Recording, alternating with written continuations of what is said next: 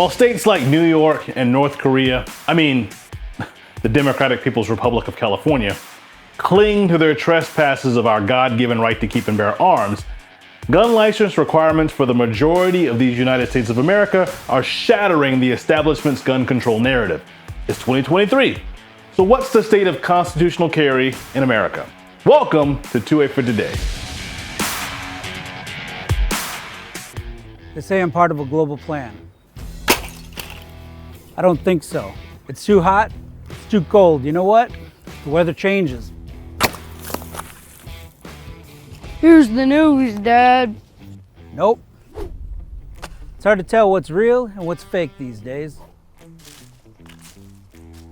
Ditch the fake news and always get the truth. Go to thenewamerican.com. So what's the state of constitutional carry in America? The iron fist of tyranny has been turning up the heat for over a decade, and the trespassing of our rights that we endured the last few years substantiated all of our fears. With that said, over the past 13 years, we have states jettison obtrusive restrictive carry permitting schemes en masse. In 2010, constitutional carry, or the legal public carrying of a handgun, either openly or concealed without a license or permit, was only legal in 2 states in America. The Bernie Bro state of Vermont wasn't just the first state to legalize marijuana. I smoked marijuana a couple of times. Didn't do much for me. Other people, I guess, have different impacts. Just a couple times? That's right, true. It didn't do much for you? Yeah, it made me cough. Where were you getting it? I don't know. I was in Vermont, northern Vermont. Oh, that's the problem. Maybe, You gotta get it from here. It'll do something for you. The Green Mountain State also stood alone for over 200 years as the only state that had constitutional carry which was made legal in 1793.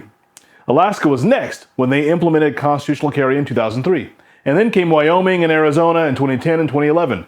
But as we begin 2023, there are now 25 states that have dropped permit requirements altogether or have provided for certain form of permitless carry, either concealed or open. But those states still require a permit for one or the other. The majority of these laws have been signed in the past 5 years. Mind you, it's not a free-for-all. The laws vary by state, and they all have some form of constitutional or permitless carry. There are, however, other restrictions, like the law only applies to state residents or certain types of firearms. Also, there may be restrictions on where you can't carry, like government buildings, schools, etc. A consistent feature, though, is that permitless carry only applies to those that can legally own and carry a firearm and aren't disqualified for reasons like felony convictions. In states that don't have full constitutional carry, it's more common that they will allow open carry of a firearm without a license and restrict concealed carry so that it requires a permit, as opposed to the other way around. However, North Dakota upholds permitless concealed carry while still restricting open carry to only those that have obtained a permit. And Georgia's SB 319 was signed into law on April 12, 2022, which makes it legal to carry a concealed handgun without a license. However, it's currently unclear whether open carry is legal without a Georgia weapons carry license. As of January 1st, 2023, citizens of the great state of Alabama no longer need to carry a license to conceal a firearm. However, in order for this law to pass, lawmakers had to include a requirement that a firearms prohibited person database be developed by the Alabama Law Enforcement Agency. The agency had the database live by October 2022, so law enforcement officers could become familiar with it before the carry law went into effect. This database allows police officers to immediately access information that tells them if a certain individual, like someone they pull over at a traffic stop, is prohibited from carrying a firearm due to their criminal record or anything else, like a Facebook ban. Say if the officer is encountering an individual that is prohibited from carrying a firearm, the officer receives this knowledge, and their level of awareness is heightened, and that allows them to protect themselves better. The free state of Florida is still infringing on the right to keep and bear arms with their failure to implement constitutional carry. They also completely forbid open carry of firearms, even with a permit. But Governor Ron DeSantis is very confident that this is about to change. I'm pretty confident that I will be able to sign constitutional carry into law in the state of New York. And that Florida will follow in the footsteps of his neighboring state of Georgia. DeSantis says that passing a constitutional carry law is now a legislative priority in Florida. He made this statement a few weeks ago, right after House Speaker Paul Renner made a public pledge that Florida's House of Representatives would approve and push for this freedom. Will South Carolina be next? Not likely. Constitutional carry has been killed by Republican senators and House reps here year after year.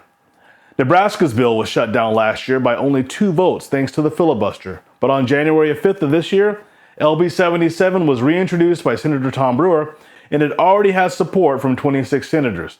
Allie French, the founder of Nebraskans Against Government Overreach, said, "It should have been passed last year. It was unfortunately hung up to political malarkey. I guess it's about the best we can put up."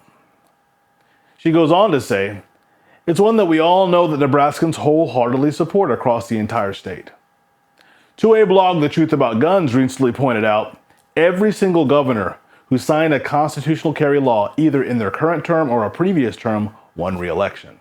This includes Governor Greg Abbott of Texas, Governor Mike DeWine of Ohio, and Kim Reynolds of Iowa. The Truth About Guns stated on their blog that even the people of Uvalde, who suffered the horrendous tragedy of 19 children and 2 teachers murdered at Robb Elementary School in May of this year by a deranged school shooter, decided to vote more than 60% for Governor Greg Abbott, who won again, signed permitless carry into law. And in addition, a Republican challenger to the state senator representing the area won the Uvalde area by more than 17% and boasts support for the constitutional right to carry on his website. So, with the holdouts and Republican supermajorities in Republican stronghold states, will they get the whip this year and shackle their citizens from infringements on the right to bear arms? Here's looking at you, South Carolina. That concludes our program for today. But again, in the coming weeks and months, 2A for Today, we'll be talking with experts, scholars, trainers, and all forms of gun right activists and Second Amendment proponents to answer the many questions that we all have and unpack the various laws and trespasses of our rights that have already been enacted and those that are on the horizon. Again, if your right to bear arms and keep them is important to you, make sure to subscribe to the New American Magazine and get on the top daily headlines mailing list so you get an email alert anytime we upload a video or stream a live event. And share these videos with your family and friends who feel the same, or those that are riding the fence between liberty and tyranny who need a little more convincing. You've been watching 2A for Today. My name is Zoe. Post your comments or questions and we'll try to address as many as we can, as fast as we can in the coming weeks and months. Thank you for watching 2A for Today.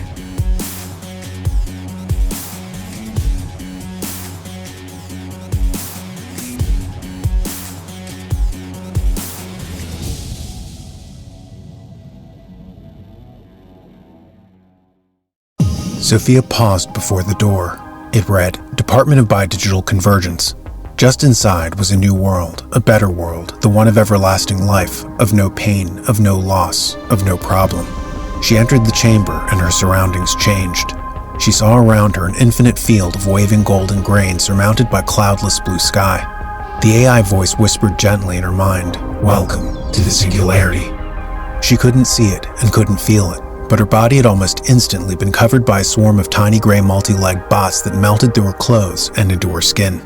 Not perceiving the nightmare, her eyes had already been consumed and the rest of her body was dissolving as the bots digested her flesh. She felt only a warmth suffusing her being. Drowsy, she drifted to sleep, and her last thought was one of panic. Would she ever wake? Could a nightmare vision like this be an outcome of the much-hyped transhumanist technological singularity? Enter the world of the future as illuminated by the experience of the past in Endgame, the new book by Dennis Barrett, the publisher of the New American Magazine, and find out how the disastrous COVID pandemic response fits with the technocratic elite's thirst to create a transhumanist utopia. Get Endgame from shopjbs.org with free shipping with code ENDSHIP, ENDSHIP. Or get Endgame and the Great Reset Collector's issue of the New American Magazine and get free shipping plus an additional 20% off both with code END20, END20.